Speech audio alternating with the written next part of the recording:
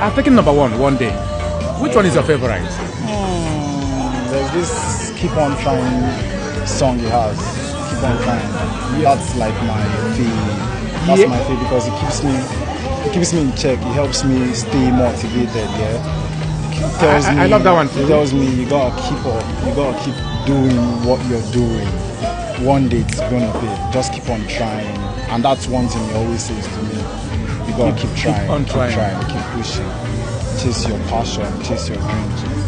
Alright, gentlemen and ladies, I am right here on this stand with Papa Sem's son. What number are you? I'm the first son. The first son. Gentlemen and ladies, you can take that to the bank. You had it from the horse's mouth. Alright, during the production of this album, okay, how available was Dad? The thing is, my dad is always, he's not just a father, he's a dad. He's always there. If you need him, your pops, he's there always. He knows how to